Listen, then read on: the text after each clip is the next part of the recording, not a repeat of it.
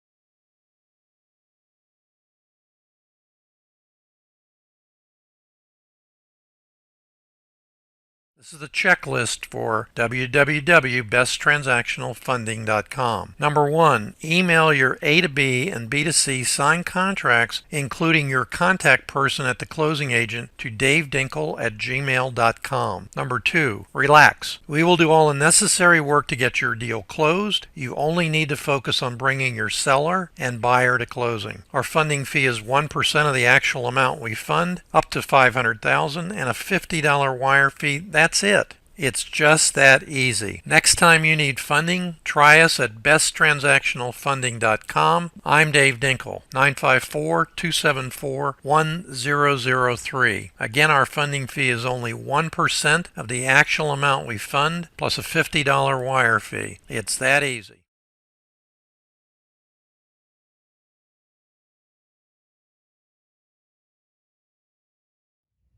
Hello, DREIA. Good to be joining you guys. Unfortunately, still living in a virtual environment. Hope everyone is doing well and safe.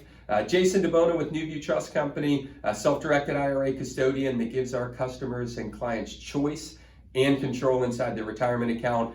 With everything going on, I think all of our clients, as well as everyone that is watching this, is all trying to figure out what does the investment landscape look like in a current COVID environment as well in a post-COVID environment. And while I don't know that anyone has all the answers, I think we all agree opportunities will be presenting themselves. And what better way to go capture those opportunities than through your self-directed account? So we've been seeing a tremendous amount of people setting up their accounts, getting geared up to go out and find different investments that they believe are going to be available and opportunistic. So we encourage you to do the same thing. We're happy to educate you and help answer your questions. You can reach us at 877-259-3256 or newviewtrust.com.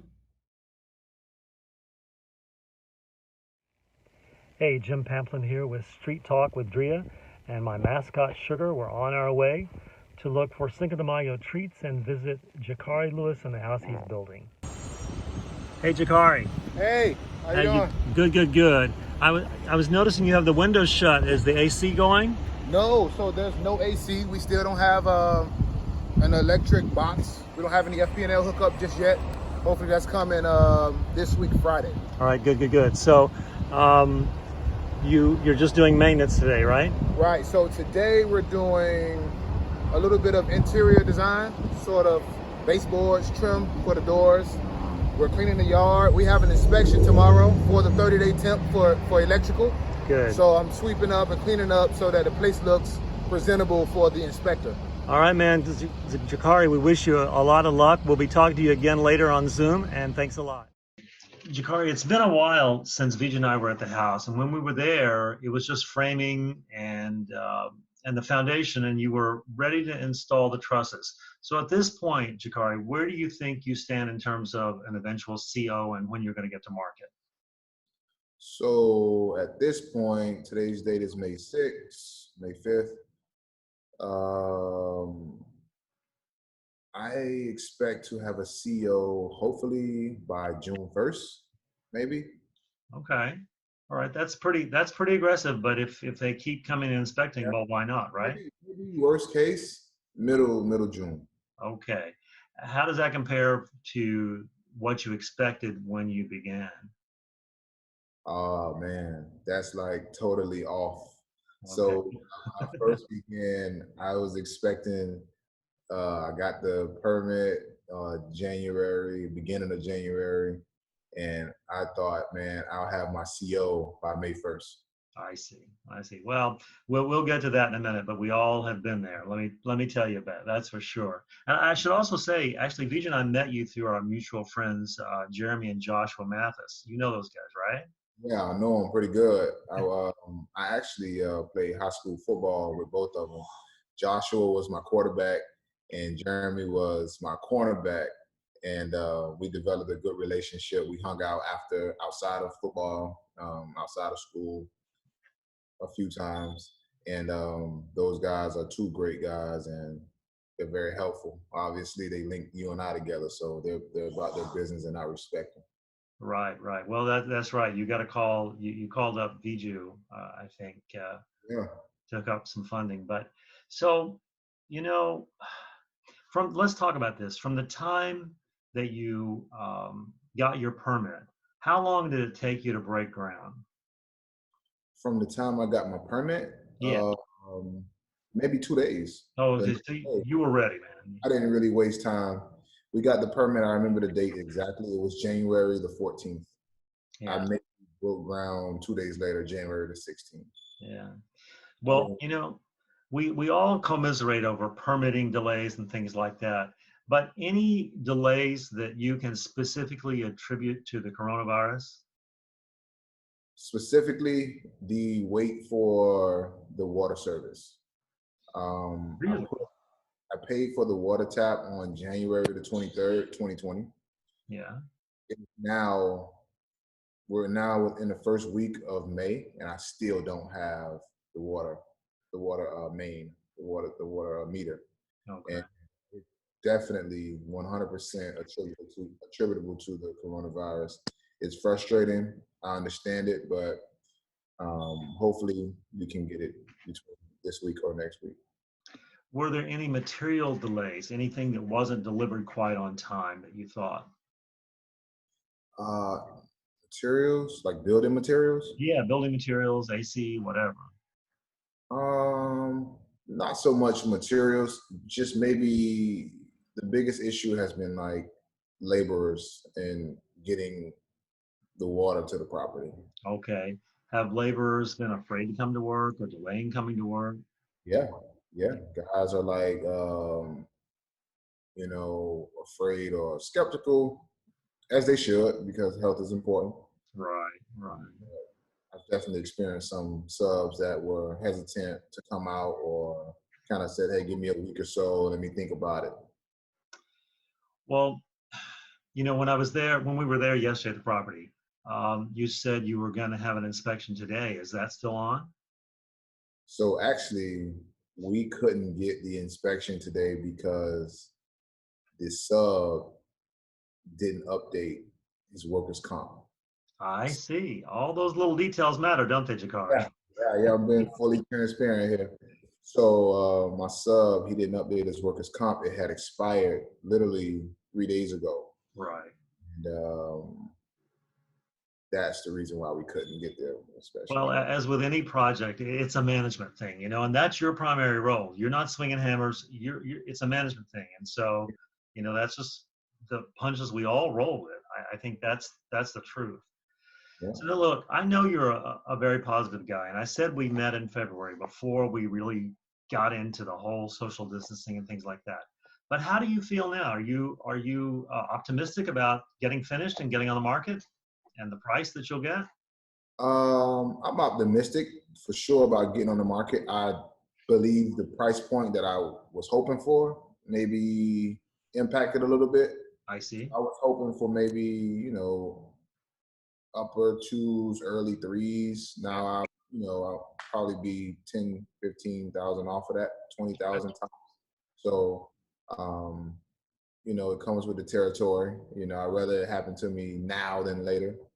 Well, I think that, we're going to see, I mean, as far as from what we're seeing, retail is still closing. So we're going to wish you good luck. Hey, Jakari, how about when we get done, would you do a walkthrough for us so that we could see the finished product? Of course, no problem. You got it. Okay, Jakari, thank you for joining us today. And Hi, it's Jim Pamplin. I'm here with Sugar, and we've arrived in Margate at the house that Jeremy and Joshua Mathis rehabbed. We'll go in just a moment. So Sugar approves of the backyard, that's for sure. hey, Joshua, here we are way north in Margate. So how's it going today? You ready to close? Ready to close. Tomorrow's closing day. Closing day means payday, so we're excited about it. All right, so when did you pick this beauty up? We bought it at the auction on December the 3rd of last year. What kind of auction? It was the foreclosure auction. The sellers actually called us the day of the auction and said, hey guys, our house is going to the auctions. Can you help us out? And we was able to line up the financing and we was able to get it done. So here we are in May. You bought it for what and you're selling it for what? We paid $215,000 for it, and we're selling it for $385,000. Oh man, and that's about the market in this area, right? Yes. All right. So how many showings did you have? It was, because of the corona, we thought it was going to slow us down, but we listed it on a Thursday. We had 21 showings from Thursday to Sunday, and we got several offers on the property. It actually sold over asking price. All right, man. And the appraisal obviously came in, and the financing has been no issue. Yep, the appraisal came in at above asking price. The financing, we actually, from contract to closing, it's been 15 days. Congratulations, and we'll catch you on the other side. Thank you.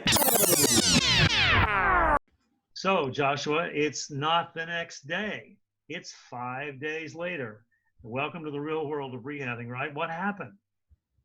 So we were actually scheduled to close last week, and we got declared to close. The lender said that, hey, everything is ready to go, but the day of closing, the buyer had an issue with some of their funds. The lender was not able to source some of their funding, so we had to delay for 5 days. Well, that's not really an uncommon problem. It happens. It happens a lot. Everybody's got to tie things up, and buyers, it's something they do only once or twice in their lives, so they're not as queued up as we are, right? Yep. In our video, we discussed something. You mentioned something. You said the sellers called us right before the auction. So that means you had reached out to the sellers before you bought the house, right? Correct. So, at the beginning of November, we knew that the house was scheduled to go to auction in December when we purchased it. So we reached out to the sellers in November, and they didn't want to sell. They said that, hey, we'll figure it out. We'll find the funds. But on the day of the auction, they reached back out and they said, hey guys, we didn't figure it out and we need your help. Can you guys help? Oh, that's cool. They call you the day of the auction. The day of the auction. You think you were the first people they called? To be honest, I don't even know. We didn't ask, but when they called us back, we knew this was a great area to buy in, and we said, hey, we're gonna figure this out. So it did. Even though you bought it the day of the auction, right? So you made a closing that day, is that right? And funded it. Yes. Yeah, but it still went to auction, right? Yep, it actually went to auction. So one thing that we learned that there's a redeem period, and the property actually sold at auction in the morning, but we were able to redeem it later that afternoon. So we'll have to have another little session on the redemption period because it really just may be the one day, but we'll talk about that later. But that's cool. That shows that you had a good deal, you recognized it, and you lined up everything in one day. And that's how you make money in this business because you bought it for like what, $215? We said that in the video, right? Yeah, we paid $215 for it. Yep. And it was, when we looked at the comps, it was worth, anywhere from $380 to $400. So we said, man, this is a no-brainer. No-brainer. I drove around that area and there's not much for sale. So let's go to a couple of before pictures here now. you know, Joshua, in our materials, there's a nice little thing on how to take pictures. And I think one of the cardinal rules is you don't put the owners in the picture. And there he is right there. Sugar was looking for that darn dog. No, I'm just kidding. But you know, let's go to the living room. Well, okay, what was going on there with the tile? So they were actually trying to hide it because they thought that that would not they were trying to hide that, so because they thought we wouldn't want to buy it. And I said, no, this is perfect. You know, these are the type of houses that we want to buy. So actually, you know, where it's all patched up at, there was no tile behind there. All the tile had, you know, fallen off. So you saw this in November, then I take it, long before you bought it. Or was that the day you bought it? No, we saw it the day of the auction. Okay, all right, Yeah. good. So now here we are in the living room and kitchen. We'll get through that. So I've seen a few of your rehabs, right? And Yes. you kind of have a pattern here. How does this work? Oh, for us, we keep it very simple. As you guys know, we do a lot of rehabs. And, you know, early on, when we first started rehabbing, we would change it up and, you know, try to, you know, make every house different. But then that gets complicated and you can't scale when you try to make things different. Right. And also, you know, before, contractors would always assume. So you take the guessing out of it. And now we kind of do almost, you know, we do all the houses kind of the same. Are you able to get the same guys in there for the most part? Yep, for the most part. Yep. So how long did it take you on this one? I mean, you know, it's certainly in livable condition, right? But you just had to redo things. Yes. And actually, we were going to wholesale it. We were just going to close on it and put it back on the market. We had some issues with getting the sellers out of the property, but 3-4 months later, they actually got out. And, you know, when we got in there to see, you know, because the house looks one way when you buy it, but then when you really go in and have to say, okay, what do we want to do? It looks completely different. Right. And we just decided to say, hey man, let's spend a little bit more money and let's get it looking better. So let this be a word of caution to people. You have to deal with human beings in these situations. And they called you, they needed their help, you helped them, and then they squatted. And that happens. Yep. You got to be prepared for all kinds of things. This is why you have to know what you're doing. You have to count your pennies and know where your money's coming from, right? Definitely. Yeah. So I drove around, as I said, in this area, and there wasn't a lot for sale. Great area. So do you think you got a lot of visitors because the demand is pent up, or people, I don't know. I mean, was it because of your beautiful rehab? What do you think's going on in the market? I mean, you guys had no problem selling it and getting the money. No problem at all. I think the retail market is still strong. Buyers are still buying. It actually sold over asking price. And we only, you know, I mean, you can say we did a full rehab, but as you can see here in this picture, we didn't pressure wash the outside of the house. We didn't even paint the outside. It was a lot of things that we did not do because one, we knew that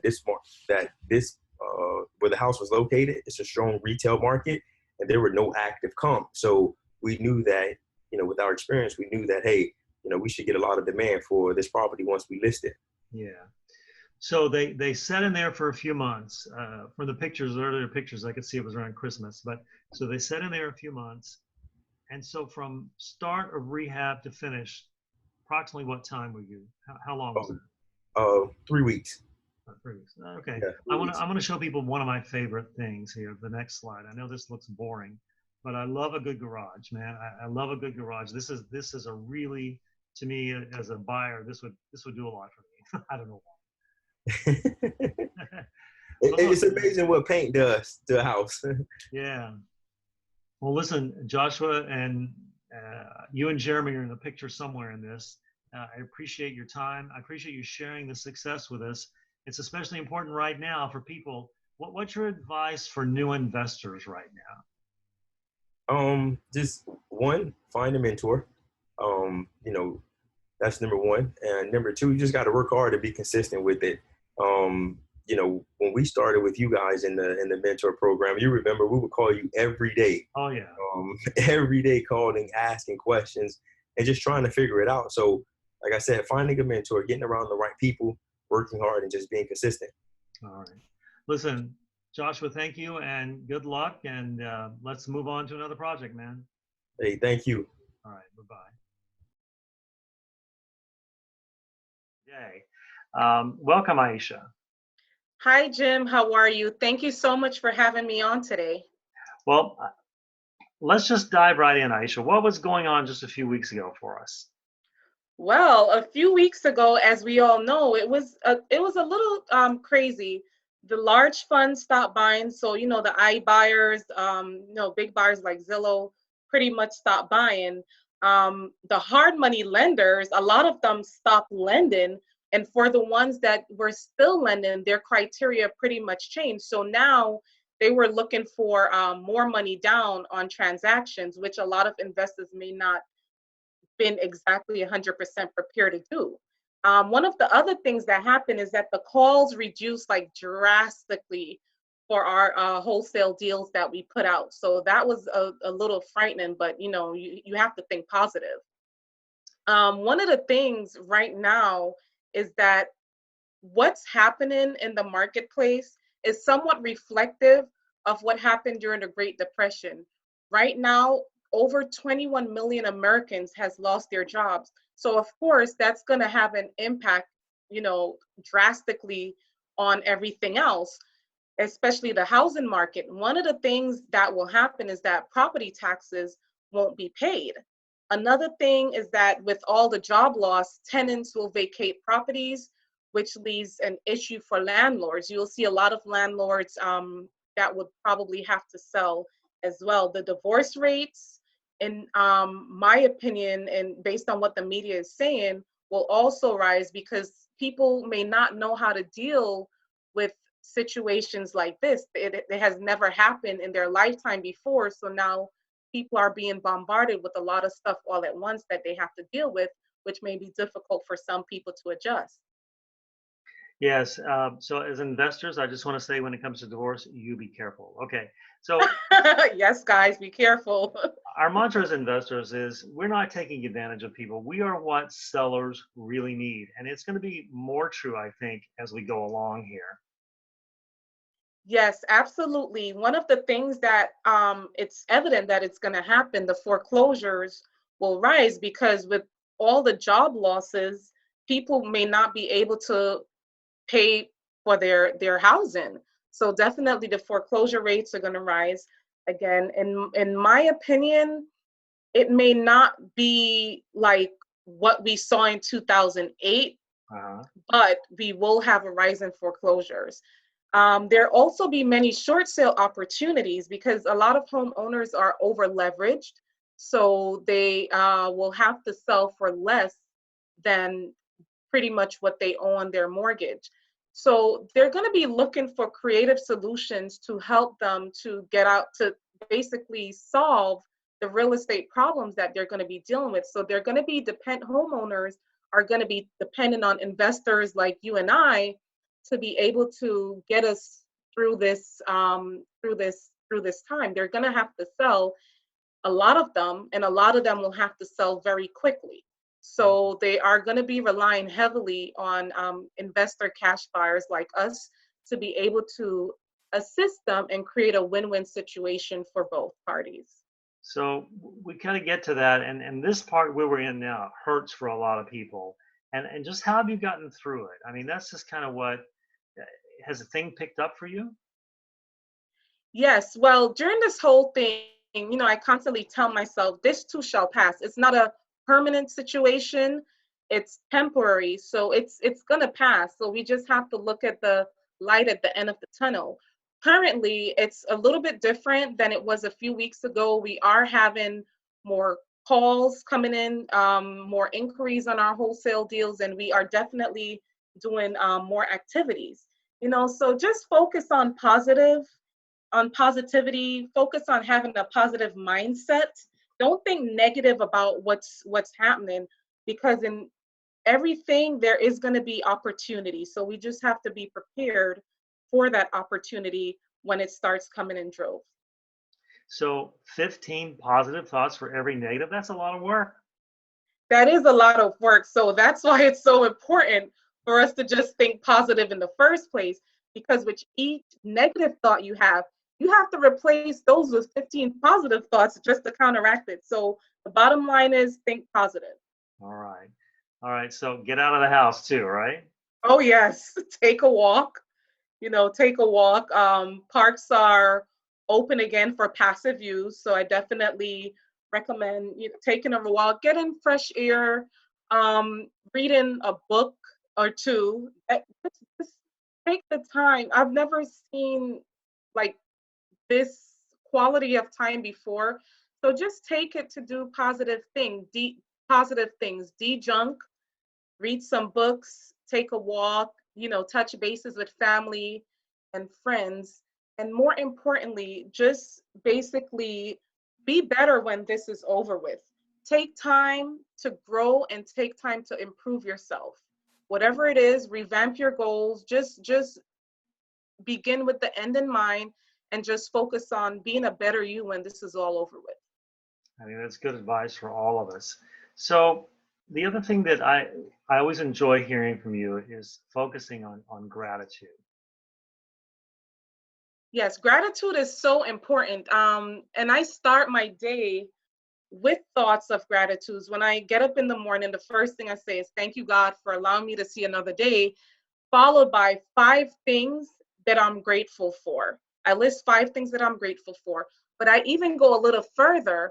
I list 5 things that I'm grateful for that has not yet happened, that I'm speaking in the universe for it to happen. So that's a part of my morning routine, followed by my prayer and devotion. So one of the things that you have to keep in mind is what you focus on definitely expand. If you focus on watching everything every day, every hour of what's going on in the media, it will be reflective of you as well. And with this spare time, even though, Netflix may be a good thing, don't spend all your time, watching Netflix. Do something that you're going to be thankful for tomorrow, because a lot of people, in my opinion, at the end of this, they're going to say, oh my gosh, I wasted so much time. Take the time to focus on being a better you. All right. Aisha, thank you very, very much. I wish you continued good luck. I hope your calls increase, and other people in Street Smart have been saying the same thing, that business is picking up. So I want to wish you a good evening. Okay. Thank you so much, Jim, and you have a good one. Thanks again for having me. Okay. Bye bye, Aisha. Bye bye now.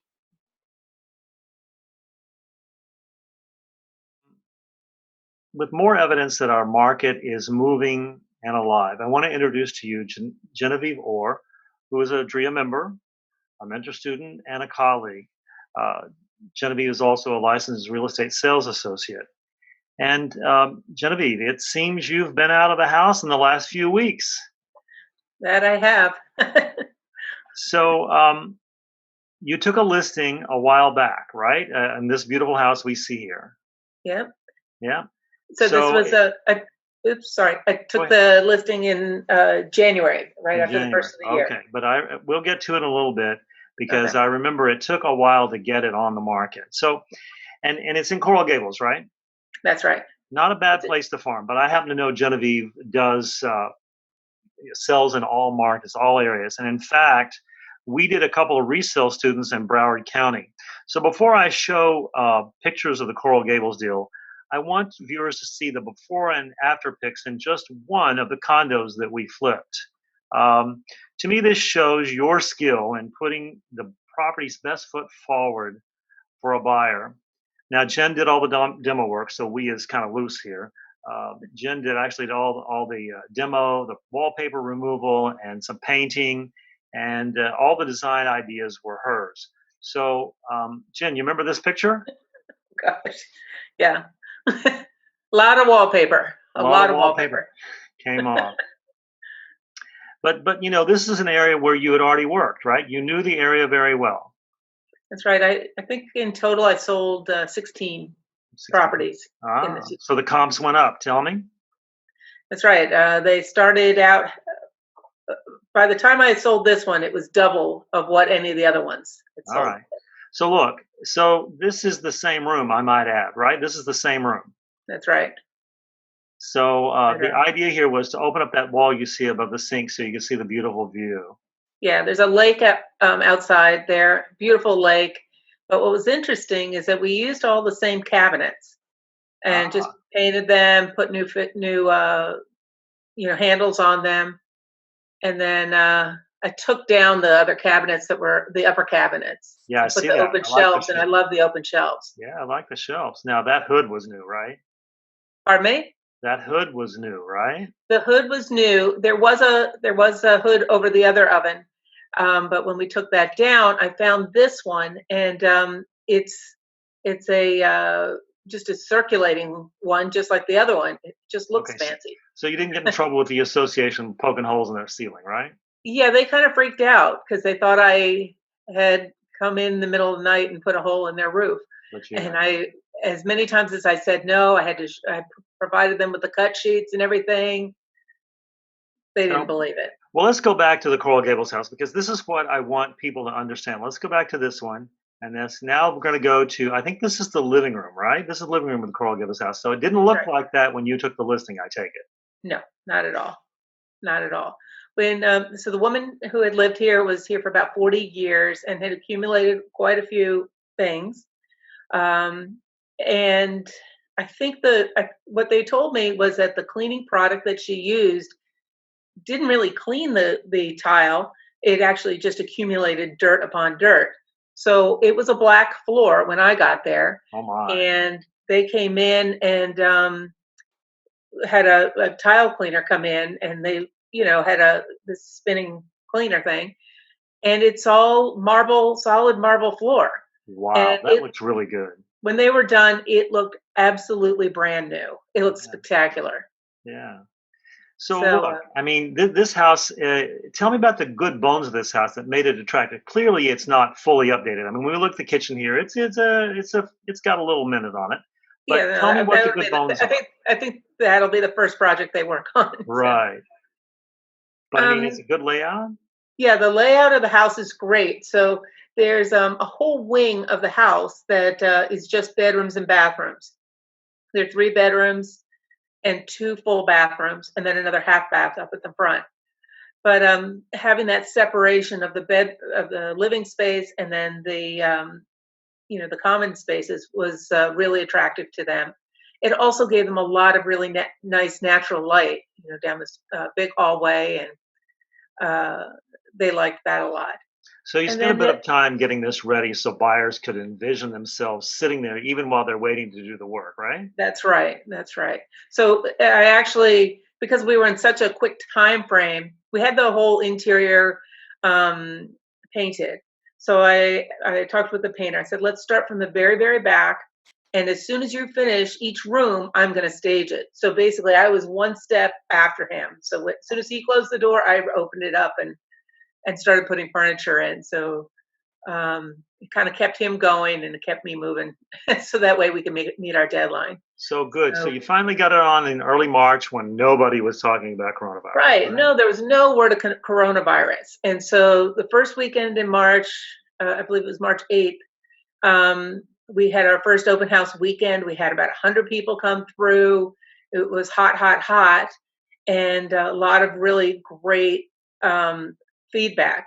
So that was all good. And then through that whole week, I followed up. And then the second weekend, again, very popular. But now all of a sudden, this kind of rumblings of coronavirus. So we kind of weren't shaking hands. We were doing like little elbow, Right. things. So that was kind of getting used to. But by the second day of the second weekend, I think people were like, "Oh, what is?" It was kind of like, "Oh no, the world is going to end," type of thing. It's like we were kind of getting a little frightened. But Got a buyer.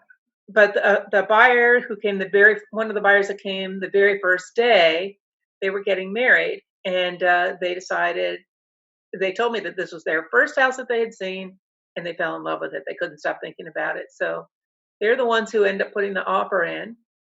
And it took a long time for us to negotiate terms. And as we kept on, going back and forth, more and more coronavirus was happening. But we in the terms though, we put, because we didn't know what was going to happen with Corona, we put special provisions in there so that we could continue to show the home, or that they could, have extra days, because we didn't know if people were going to be able to, if we were going to find inspectors and things like that. Right. So now with the floors black, and you told me something about this sofa. I want to show this sofa. This sofa. So tell me, it was a minute before you got on the market because you explained to them, look, you can get one price for investors, or if we Right. do a little bit of work, what happened there? Right. So during my listing presentation, I kind of go through the process, but then I also go through the different type of pricing. And I said, listen, as it is right now, this would be an investor project. Right. And this is what you would get. And I gave them a range using DREIA and some of the tools that we use. Then if we do a little work, this is the price that we would get. And then if you did everything, what you would get. And when I say everything, I mean put in 3 new bathrooms, new kitchen, impact windows, etc. So we kind of went through the middle. We had our range, and one of the things that I asked is that we would have the inside of the house painted because it was all peach, different colors of peach. Right. And it was just kind of really an outdated, the minute you walked in, it just seemed like it was outdated. But we got this is actually one of their couches. It was filthy. So I thought, okay, well, I'll have a guy come out and clean it. And been successful with that in the past. And so he came out and he's like, this is a slip cover. I'm like, what? And so we took out the slip cover and this is what was underneath it. I'm like, oh my gosh. Oh my goodness. Well, what easiest money he ever made. Yeah. And so the dining room shows that there's ample space. The kitchen is certainly serviceable. So did the couple, were they newly married? Well, actually, they were getting married. Their wedding date was May, the first weekend in May, so last weekend. And as this whole coronavirus started to unravel, they all of a sudden had to cancel their wedding. So when they decided to cancel the wedding, well, they didn't decide when they were told they had to cancel the wedding. They decided they're going to put all their energies into this house, and they went lucky Genevieve and lucky them. Could not be any happier. I mean, they're just that's thrilled. Great. So they came to the open house the first day and they bought it. That's pretty good. I like that. Well, they came back. I mean, they didn't really put an offer on until about 3 weeks after that, but it was kind of, they had to go see other things first. Right. You can't buy your first house that you see. So, but they came back to this and they got upside. Am I right? They definitely did. So, they're ready. They're going to do, they went through, I told them like what I would do. Yeah. If I bought this house, and they were really intrigued by that. Actually, he said on this same day as this photograph, he told me, he said, that's what really made us love it, because you saw the vision and kind of got us kind of understanding what it could be. I mean, it's true in our business, isn't it, Genevieve? Buyers really don't have vision. If you hadn't have changed the couches and the flooring, I don't think you would be where we are today. Is that right? No. And the seller and I, we were prepared. We were like, oh gosh, is this going to sell? We had such a great couple first weekends. Yeah. I didn't want to lose that momentum, but honestly, what scared so many, we had 2 other people that were very close to putting offers, but because of the interest, or not the interest rates, but because of the,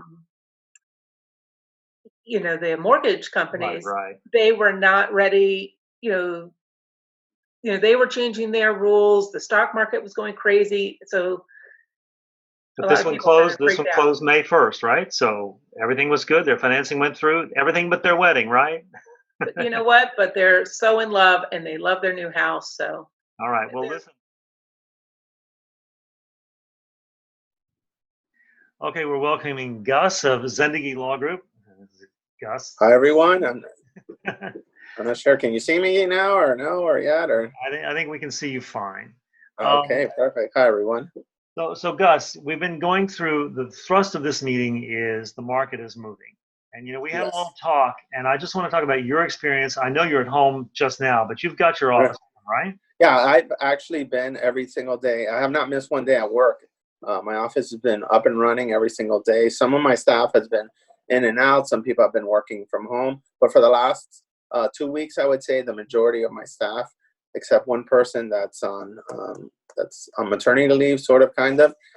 We've all been working from the office. So Yeah, I've been to your office. There's plenty of space, so social yeah, distance is no problem. yeah. We feel comfortable. Everyone has their own independent office with a door that's shut. So I think they're safer there than at home, I think. You were telling me business is up a little. Yeah, for my specific business is up, and that has a lot to do, obviously, with the refi market. Which, I mean, interest rates. I just saw a little blurb today on the news that interest rates are at all-time lows again. So I mean, that's spurring the refi market, which is definitely keeping us busy. But I mean, it's not the only thing we're doing. I mean, our investors are also keeping us busy. Some people have been really active buying houses, and they're out there making deals. So I think there's a lot to be done. You can capitalize on it. So people don't have to come to your office, so they can close other ways, mobile. Right. Well, since January, Florida adopted what they call RON closing, which is remote online closing. We actually were one of the first to get, I guess, certified to do it, and we're authorized with 3 different providers. The issue is most lenders still are slow on adopting it. So the only closings you could really adopt these online closings is for investor closings or for seller docs. So that's been really helpful with sellers or when there's a transaction, when there's no loan involved. And you do that just like almost like everyone knows DocuSign. It's very similar to DocuSign. It has some safeguards built in there. It's a little more provide some security in the sense that you need to be verified. They get your driver's license, and then they use very specific questions to you. So if you try to use your dad's driver's license or a friend's driver's license, you wouldn't know like where you live in 1992 or what was the color of your Ford Pinto, or all these questions are very specific to you. And so they once you're certified that you are who you are, the whole transaction is recorded and kept. I think it's for 20 years. Don't quote me on that. It might be 15, 20 years. It's kept on a secure server that the company that's certifying the documents keeps independent of us.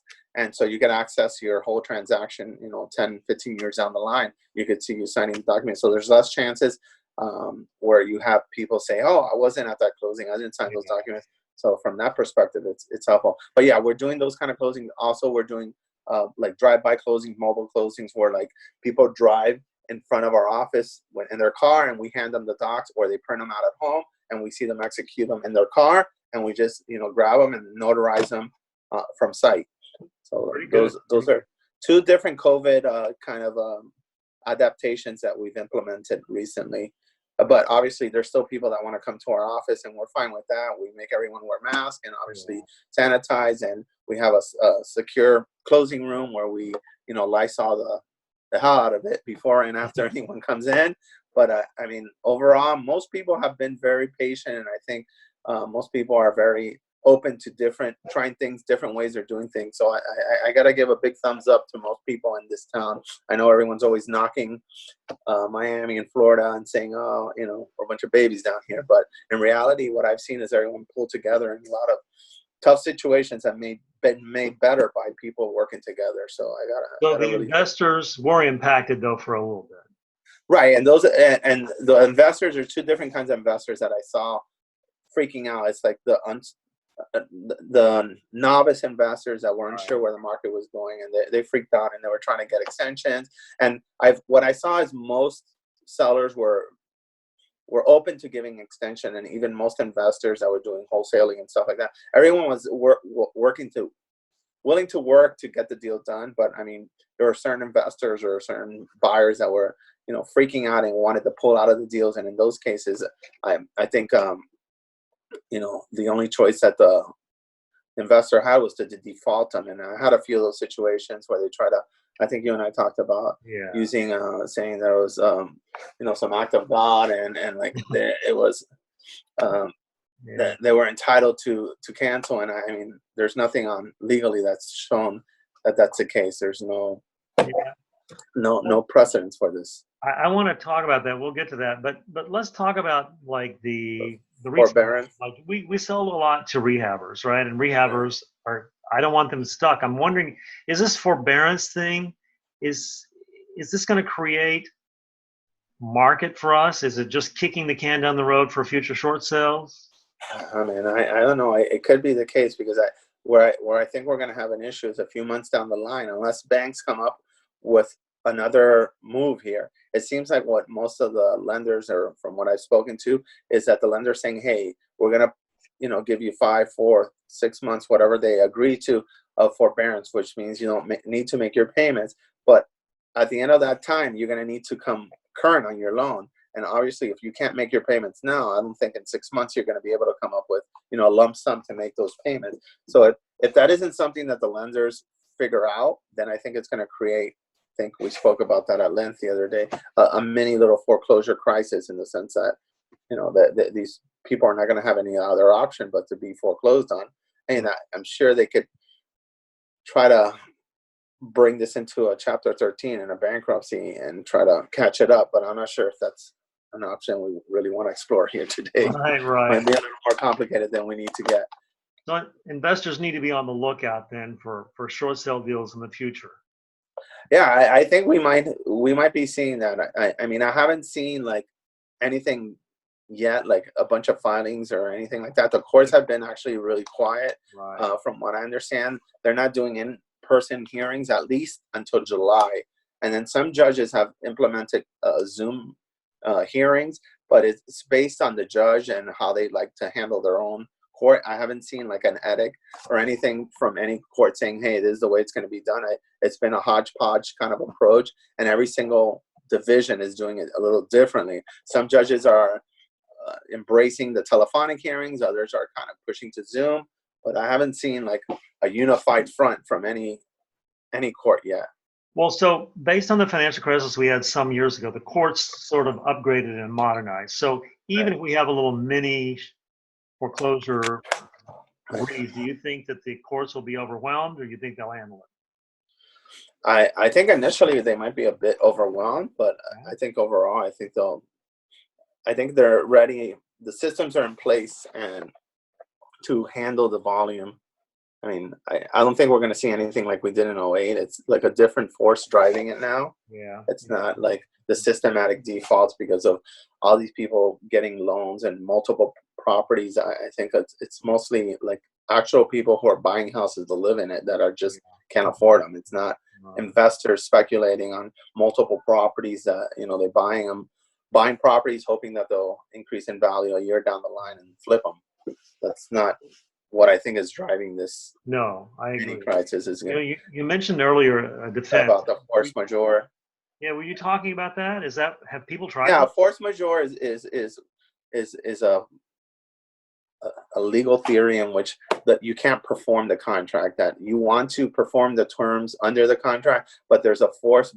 It's Latin for, I guess it's Latin, but it's a force beyond your control that's prohibiting you from performing your contract. So a very common use force majeure is like there's a hurricane. So if there's a hurricane and you can't physically close because there's no power in the city, their banking systems is stalled. All this is a valid defense for a short extension. And most contracts nowadays have like clear language extending it if there's a named storm and all that. So what a lot of investors have been trying to do is use a force majeure to say, hey, the market conditions have changed and I shouldn't be required to purchase this property now. And I haven't seen anyone really holding that up. I don't think it's a viable defense, but I mean, some people have tried it with me, and I said I don't buy it, and my investors have said, no, that's not going to work for us. Yeah. But on the flip side, then they have used it to get extensions, which, I mean, I think that's something that's very debatable if it's a force majeure, because force majeure means that you can't, but by these forces, perform. And banks are open and deals are everybody's open. Everybody's working. Yeah. Everyone's working. So I think that's less of a concern now, and less of an excuse that you're going to see as as more time moves away from it. Well, Gus, I know you work with a lot of investors, so tell us your outlook for investors at this point. I think most people are hoping or expecting to see a little correction in the market, and I think everyone's like waiting for it. And I haven't seen prices fall. I haven't heard anyone seeing like prices fall anywhere. So I'm just curious to see when like the forbearance comes, all those forbearances come due in a few months, if that's going to turn into a little mini downward pressure on the market. And I think that'll be welcomed by many investors. I think the prices are a little steep at the moment. So I know a lot of people are on this, putting their reserves ready to come in and go hard. So I'm sure many people like that as well. But I mean, my crystal ball is a little cloudy these days. I'm just hoping that things, whatever direction it goes gradually and not a free for all, and it turns into chaos. Yeah, I think that's right. I think it's just best to be prepared. This is still a good time to be an investor and be ready. Yeah, I mean, I have a bunch of investors that are just doing fantastic in this market. They're using the crisis to extract some concessions from their sellers. I see. And that's been very helpful. And that's a very strong position as a buyer. You go in and tell your seller, hey, I need another 10,000 off. The market conditions have shifted, and it doesn't make sense at the price we contracted for. Right. And they've seen movement. So I mean, the worst they can say is no. So you could always try it, obviously. Exactly. Well, Gus, man, I'm glad you got a little day off early from the office. Yeah. Good to see you. You're looking good, and everybody's happy. Everyone's fantastic, Jim. All right. Good. How are you guys? Everyone good? Everything's good. We've got guys in the office. We're just everywhere. So thanks a lot. Any guesstimation on when our next DREIA meeting will be, like a live one? Hey, well, I don't know. I mean, you're going to be on. You're on the meeting now, but we'll see. I think probably it has to do with when they can have groups of over 100. That's our problem. The country club, right now they can't have groups of over 50. Okay, so it's going to be a while. It's going to be a couple of months, I would say. All right. Well, hey, this is the next best thing, I think. That's right. I'm glad. I wish everyone luck, and I hope everyone stays safe. And if you need anything, please reach out. We're always here to help. All right. Thanks a lot, Gus. Have a good one. All right. Thanks, Jim. Bye. Bye. Hi, welcome to DREIA Street Talk. I'm Kutangal, and I am going to be talking with Jim Van Dyke with JVD Properties. I consider Jim as one of the biggest wholesalers in the Tri-County area. Jim, tell me a little bit about yourself and how you got into the business and how you got so successful in. Sure. Sure. I've been in this. I was my first career. This is my second career. My first career was a golf pro for almost 20 years. Wow. I was a golf instructor. Got into real estate. I went to a real estate expo, 9/14/2001, 3 days after 9/11. Totally was fascinated. Started out as a rehabber my first year. I rehabbed, as I told you, I wrote to you, Vijay, I rehabbed 5 houses the first year, and I made literally $5,000. Oh, wow. Before I did so poorly, I had to turn them into rentals. Then I decided, the same guy sold me all 5 houses. So I said, he's making a lot of money and I'm not making any money. So I turned to wholesaling and I flipped 3 houses in 5 weeks, made like $15,000. I said, yeah, I'm better at wholesaling than I am at rehabbing. So it's been that way since. I've just worked for myself. I've always worked by myself, for myself, work out of a home office, and it's the way I do it. Oh, wow. So the golf thing, you still play golf? No, I don't play anymore. Talk about a midlife crisis. I was around 40, totally burned out, and I was known as Jimmy the golfer all my life, and now I'm known as Jimmy the wholesaler. So, oh, wow. I follow it, but then not even a little bit. People can't figure me out. That's kind of crazy. You played golf when you were young and don't play again. And you live in Palm Beach, so I mean, it's the golf capital, right? Yeah, it's golf. Everybody's a golfer. My neighbors are golfers, and they're like, "You don't play anymore?" I'm like, "No, not at all. Couldn't care less. Go enjoy." So, April, we saw few wholesale transactions, pretty slow. How was it for you? What was April for you? Yeah, I thought about this. We talked about. You wrote this down. Told me the beginning of the pandemic, let's call it March or whenever, it was kind of like fits and starts, I think, in March and April. It's kind of like every time we had a big event, like when the virus hit, like it became really, oh my God, we had a virus here. Business crashed on my end for a week or so, a week or two. Then everybody kind of calmed down for a week or two and business got back. And then what was the next thing? Oh, then when everybody had to wear masks all of a sudden, I kind of realized that was it. It wasn't the market going up and down, but it was, what was happening with the virus when everybody had to wear masks and they shut the restaurants and the stores, business crashed for a week or two. But it's kind of picked up. Yeah, April was slow. I was down, my numbers down with probably about 25%, 30%, which considering all that was going on, I'm going to count myself pretty lucky, frankly, because it could have been a lot worse. But now things have seemed to have picked up. People are realizing, they're going to buy and sell. Prices have pretty much held their own, gone down a little bit, but people are chugging along. Like, you need to flip houses, you need to buy, fix, and sell. My buyers need to buy, fix, and sell. This is what they do for a living. They're going to figure it out eventually. They have to. They don't want to be going. They don't know about being a golf pro or a teacher or something else. Right. Yeah. I mean, April. Well, that's what I saw too. It was. I mean, I think we saw about a 40, close to 50% less in stuff, even showings. And moving forward to March, I'm seeing a lot of activity. Is it just tire kickers or is it real activity? What you're seeing out there? Now I'm seeing real activity. Is it back to where it was like January, February? No, but we're getting real. I think we're getting close. People can move. People are feeling freer. They can move around. Palm Beach, I can move around. You guys can move around another couple of days. Yeah. Freely go out. And once that happens, I think business will get back to I'll call it a new normal, but a more normal than it's been. Yeah, for sure. Our problem right now is inventory. I guess we have to decide what the new normal is, right? It's whatever I say today, we'd be totally different next week. So who knows? All right. Exactly. I mean, you sold a property for me yesterday, so I know, it's moving. I mean, I've been getting showings too, a lot of showings. So, right?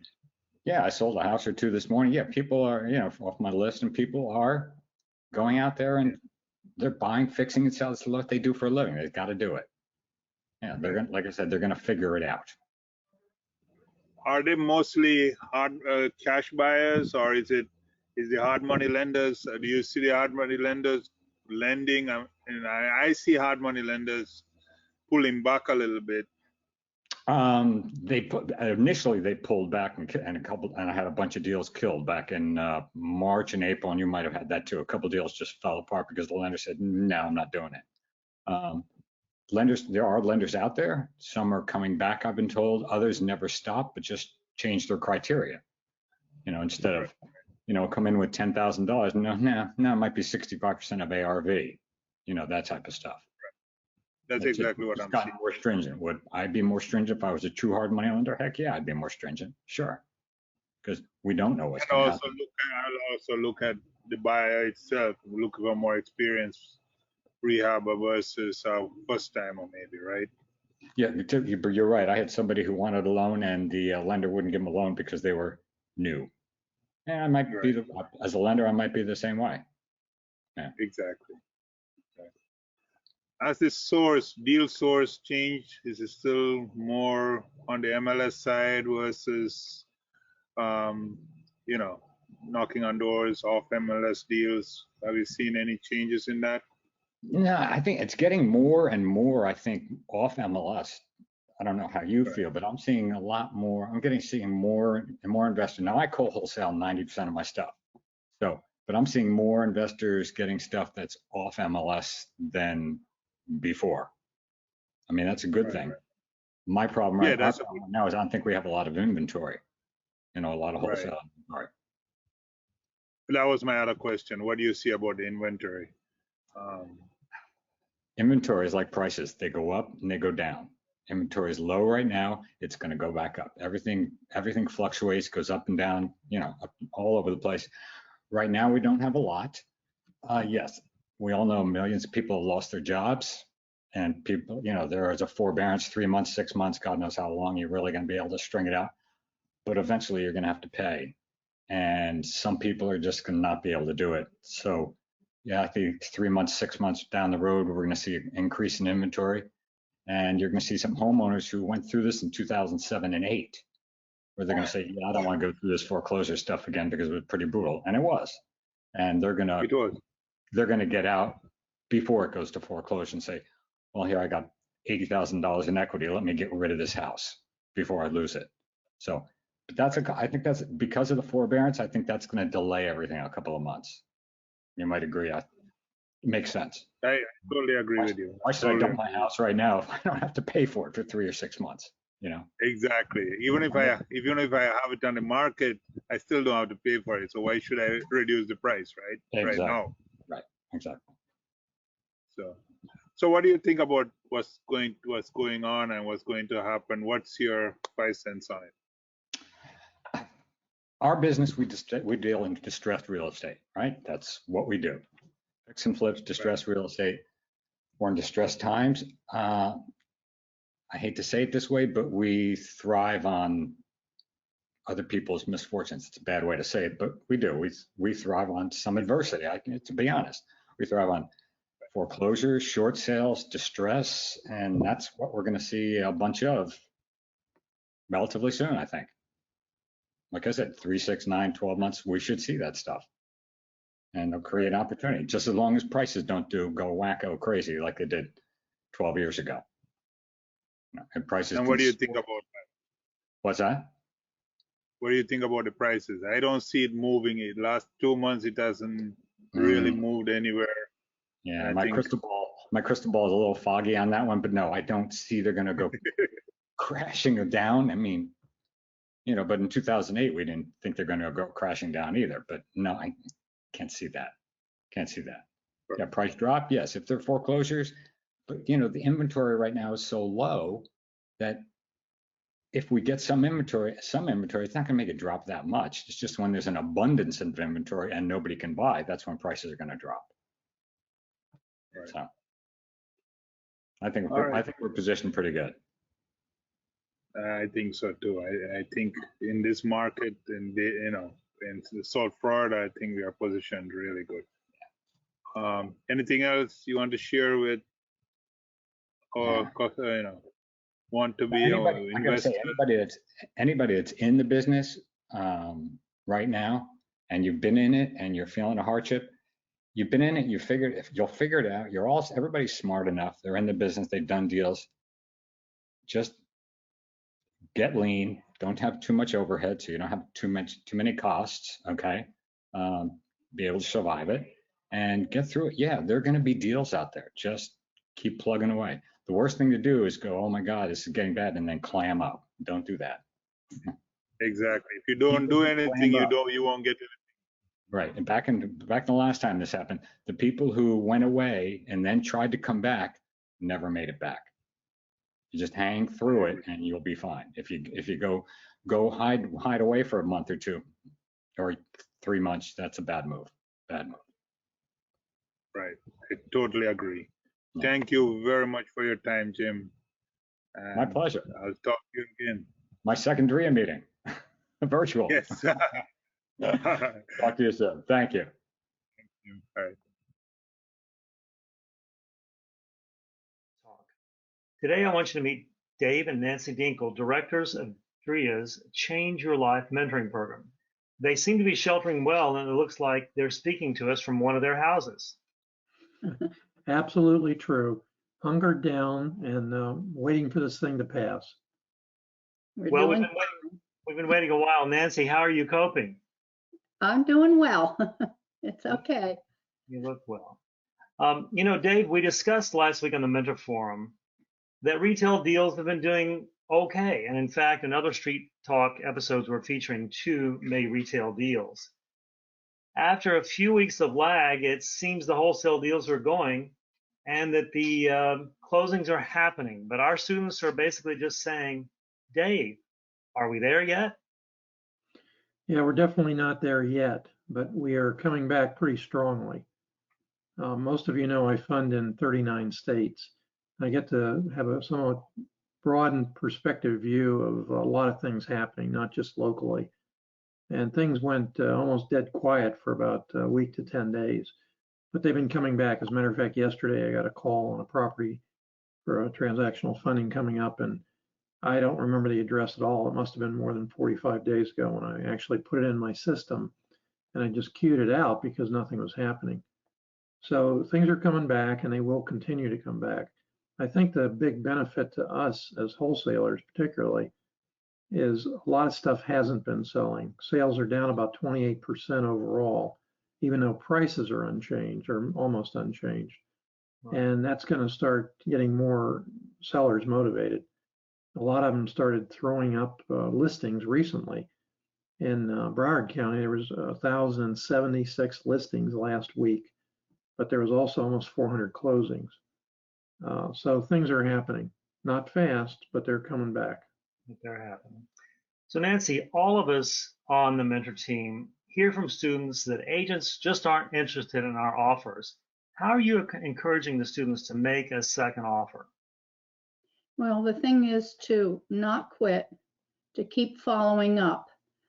I know that Michelle has a closing that many people would have passed on weeks or months ago.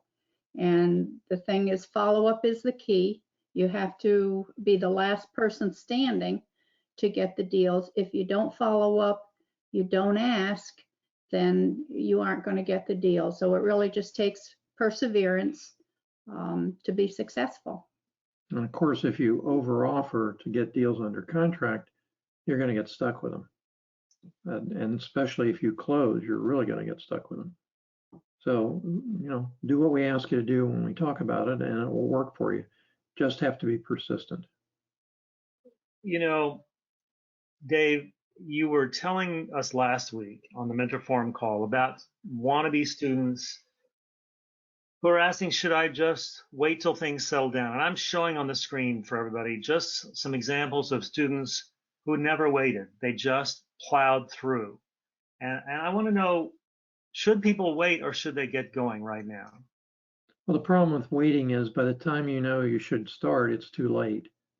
And too many people are sitting on the sidelines and waiting, and deals are being done. So why not you? Well, why do you have to wait? The best opportunity you have is to get started as soon as you can. I was talking to a couple of people. We're still getting mentor apps on a regular basis. And they said to me, well, I want to do the actual coaching in front of you. And that's all well and good, except I don't want to be in front of anyone, even 8 feet away right now. But what I did, I think it's been 2 months ago now, is I took all of my regular trainings for the mentoring class and I put them in a video training, actually a number of hours long, but it's the thing that I would normally do on the first day of the 2-day quick start. And I have those as a prelude to them getting into the program. Once they're in the program, they start watching the videos, reviewing the materials. And by the time they get to me and they're ready to start a week or so later, they're way ahead of the game. And I don't have to spend as much time on the basics and so on. We're ready to make offers, as a matter of fact, and we're off and running. So that's been a big change for me, but it's been a great change for the people coming in. So I would say to you, don't wait. And even those making offers that are too high, when you have someone there to guide you, they learn from every deal they do. And we have ways to help them to realize why it's too high. And as long as they're willing to keep following up, doing what they need to do and coming to us with what's going on, we're there to help them, and they should be successful. Yeah, I think one of the secrets to at least our mentor program is that there's still yet an opportunity. Let's say you did offer too high and you got it sold. There's an opportunity to expand your profit by going back and asking for a reduction. And then VJU pushes people really hard on that. Yeah. So I know the answer to this question, Dave, but I have to ask it anyway. But right now, I'm with you, man. I don't want to see anybody at 6 feet or not. But are you prepared to launch students right now into this market? Actually, we have. There's a couple students in the system that have been doing very well, making offers and getting counter offers. And once they get them under contract, we pass them on to you guys. But I've never met the students. I know what they look like because I saw videos and pictures of them looking at the houses, but I've never met them. And I have out-of-state students that I've never met either, obviously. So you don't have to be across with communications the way they are. You want to look at me. I know I'm, plenty to look at, but we're always there for you this way, by Skype or on your phone, video chats and so on. So it's most important that you do it. The traditional thinking is more and more courses, more and more bulk in terms of what you have to learn. The reality is you just have to do it. And you can buy courses all day long, and you're going to find out that if you don't use them, they don't work. And a lot of people, I think the big shift in learning has been nobody likes to read as much as they used to. So in most of our work, what I put together is both written material and videos. Some people just would rather watch a video than read. And the other most important part is failing forward. Getting out there and doing it is the fastest way to learn. So that's what we're doing. Well, that's what we do every day. And I think Vijay and I can safely say we're prepared to proceed just like we have been, except we can do it all on Zoom or GoToMeeting like we are now. Gosh, I really appreciate your time, and it's good to see you. I don't see you guys enough now, but No. When was the last time we saw you? Been months ago. It's got to have been in March, but I've seen you on videos. We've been doing lots of things with REIA, and we're going to continue doing meetings and seminars that people can see. But I wanted them to hear from you, and you've done a really good job, and I appreciate it, of why now is the time and exactly how to do it. Thank you, guys. Appreciate you attending. Stay safe. All right. See you guys soon. Bye-bye. Bye-bye.